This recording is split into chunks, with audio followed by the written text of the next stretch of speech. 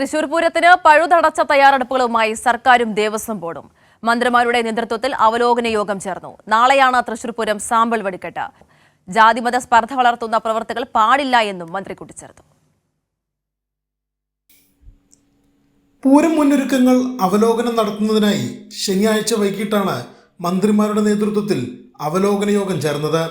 ദേവസ്വം മന്ത്രി VN വാസവൻ, മന്ത്രിമാരായ R Bindu, K Rajan, കേന്ദ്ര സഹമന്ത്രി സുരേഷ് ഗോപി, മേയർ MK വർഗീസ്, വിവിധ ജനപ്രതിനിധികൾ, ഉദ്യോഗസ്ഥർ, ദേവസ്വം ഭാരവാഹികൾ എന്നിവരാണ് അവലോകന യോഗത്തിൽ പങ്കെടുത്തത്. പൂരം മുന്നൊരുക്കവുമായി ബന്ധപ്പെട്ട് വിവിധ യോഗത്തിലെടുത്ത തീരുമാനങ്ങൾ ബന്ധപ്പെട്ട വകുപ്പുകൾ ഭംഗിയായി നടപ്പിലാക്കിയിട്ടുണ്ടെന്ന് മന്ത്രി VN വാസവൻ പറഞ്ഞു. മത, ജാതി, രാഷ്ട്രീയ പ്രസ്ഥാനങ്ങളുടെ ചിഹ്നങ്ങളോ കൊടികളോ ലഘുരേഖകളോ പൂരവേദിയിൽ അനുവദിക്കില്ല.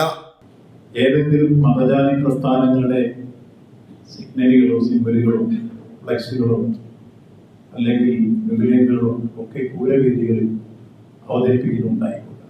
ഏതെങ്കിലും രാഷ്ട്രീയ പാർട്ടിയുടെ സിംബലുകളോ കൊടികളോ അതിന്റെ പ്രചരണ വേദിയായി പൂരവേദി മാറ്റിക്കൂടാ. കർശനമായി ആ വിഷയത്തിൽ പോലീസ് നിലപാട് സ്വീകരിച്ച് അതിന് ഗവൺമെന്റ് കൃത്യമായി ഇടപെടുന്നതാണെന്ന കാര്യം ഒരു കാരണവശാലും അത് അനുവദിക്കുന്നതല്ല.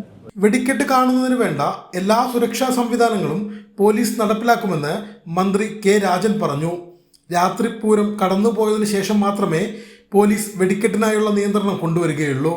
DMOയുടെ സ്റ്റിക്കർ പതിച്ച ആംബുലൻസുകൾക്ക് മാത്രമേ പൂരനഗരിയിലേക്ക് പ്രവേശനം ഉണ്ടാകൂ എന്നും മന്ത്രി പറഞ്ഞു.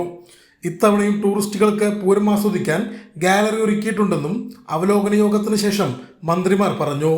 കൈരളി ന്യൂസ്, തൃശൂർ.